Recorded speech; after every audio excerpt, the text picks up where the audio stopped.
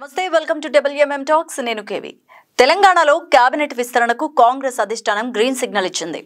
ఉగాది రోజున లేదంటే ఏప్రిల్ 3వ తేదీన కొత్త మంత్రులు ప్రమాణ స్వీకారం చేసే అవకాశం ఉందంటూ టాక్ అయితే నడుస్తోంది. అయితే ఈ నేపథ్యంలో ఇప్పటికే పలువురు పేర్లను కూడా హైకమాండ్ పరిశీలించిందని ప్రచారం సాగుతోంది.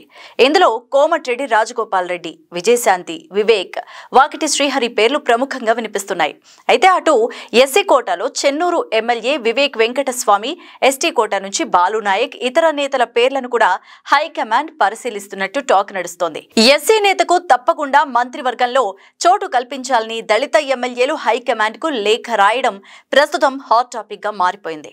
దీంతో కోమటిరెడ్డి రాజగోపాల్ రెడ్డికి మంత్రి పదవి విషయంలో మరో చర్చ సాగుతోంది. ఒకే ఇంట్లో ఇద్దరు మంత్రి పదవులు ఎలా ఇస్తారు అంటూ కొందరు నేతలు పలు అభ్యంతరాల్ని వ్యక్తం చేస్తున్నారు.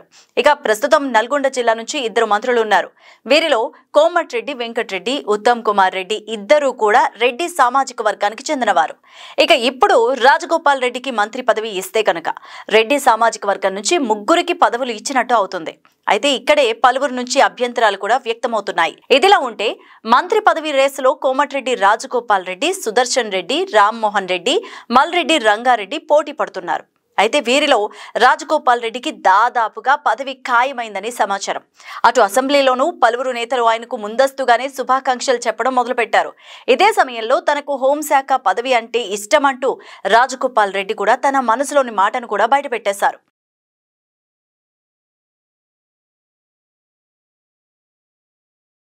అయితే ఇప్పుడున్న పరిస్థితుల్లో రాజగోపాల్ రెడ్డికి మంత్రి పదవి విషయంలో సొంత సామాజిక వర్గం నుంచి తీవ్ర వ్యతిరేకత వస్తోందని చెప్తున్నారు. ఆల్రెడీ రాజగోపాల్ రెడ్డి అన్నయ్య వెంకటరెడ్డి మంత్రిగా ఉన్నారు. కాబట్టి ఒకే ఇంట్లో ఇద్దరు అన్నదమ్ములకు పదవులు ఎలా ఇస్తారని కొందరు నేతలు అభ్యంతరాన్ని వ్యక్తం చేస్తున్నారు. అసలు కేబినెట్ లో ప్రాతినిధ్యం లేని జిల్లాలుగా ఆదిలాబాద్, నిజామాబాద్, రంగారెడ్డి, హైదరాబాద్లు ఉన్నాయి. అలాంటప్పుడు ఒకే జిల్లా, ఒకే కుటుంబంలో ఇద్దరికి మంత్రి పదవులు ఎలా ఇస్తారంటూ కొందరు నేతలు కూడా అధిష్టానం దృష్టికి తీసుకువెళ్లే ప్రయత్నాలు చేస్తున్నారట. అయితే నిజానికి బీజేపీ నుంచి కాంగ్రెస్ లో చేరే సమయంలోనే రాజగోపాల్ రెడ్డికి కాంగ్రెస్ పెద్దలు మంత్రి పదవిపై హామీ ఇచ్చారు. భవిష్యత్తులో కాంగ్రెస్ అధికారంలోకి వస్తే కనుక తప్పకుండా మంత్రి పదవి ఇస్తామని మాట ఇచ్చారట. అందుకే రాజగోపాల్ రెడ్డి కూడా తనకు గతంలో ఇచ్చిన హామీని నెరవేర్చాలంటూ పార్టీ పెద్దలను కోరినట్టు సమాచారం. ఇక ఇదిలా ఉంటే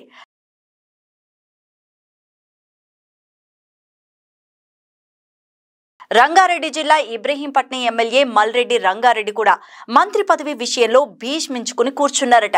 రంగారెడ్డి జిల్లాలో గెలిచిన ఏకైక ఎమ్మెల్యే అయిన తనకే తప్పకుండా పదవి ఇవ్వాల్సిందే అని అంటున్నారట. తనకు మంత్రి పదవి విషయంలో తన సామాజిక వర్గమే అడ్డొస్తే కనుక ఎమ్మెల్యే పదవికి కూడా రాజీనామా సైతం చేసేందుకు సిద్ధమంటూ కూడా చెప్తున్నారు. అంతేకాదు తన స్థానంలో ఓబీసీ అభ్యర్థిని నిలబెట్టి మరీ గెలిపించి మంత్రిని చేసుకుంటానని కూడా చెప్తున్నారు. ఇక మరో రెడ్డి సామాజిక వర్గం లీడర్ సుదర్శన్ రెడ్డి కూడా తనకు కేబినెట్ బెర్త్ ఖాయమని భావిస్తున్నారట. దీంతో ఏ రెడ్డికి పదవి ఇవ్వాలో తెలియక హైకమాండ్ పెద్దలు డైలమాలో పడి తల్లు పట్టుకుని కూర్చున్నారు. ఒకవేళ మల్రెడ్డి రంగారెడ్డి, సుదర్శన్ రెడ్డి వైపు హైకమాండ్ మొగ్గు చూపితే కనుక రాజగోపాల్ రెడ్డికి మంత్రి పదవి దక్కకపోవచ్చని టాక్. ఒకవేళ రాజగోపాల్ రెడ్డికి పదవి ఇస్తే కనుక ఈ ఇద్దరిలో ఎవరో ఒకరికి ఆశాభంగం తప్పకపోవచ్చనే చర్చ కూడా సాగుతోంది. మరి ఈ పరిణామాల నేపథ్యంలో ఎవరికి మంత్రి పదవి దక్కుతుంది అనేది వేచి చూడాలి. మరి మీ అభిప్రాయం ఎవరిని మంత్రి పదవి వరిస్తుంది అనుకుంటున్నారో కామెంట్ చేయండి. స్టోరీని లైక్ చేసి షేర్ చేయండి. మరిన్ని అప్డేట్స్ కోసం మా ఛానల్ని సబ్స్క్రైబ్ చేయండి.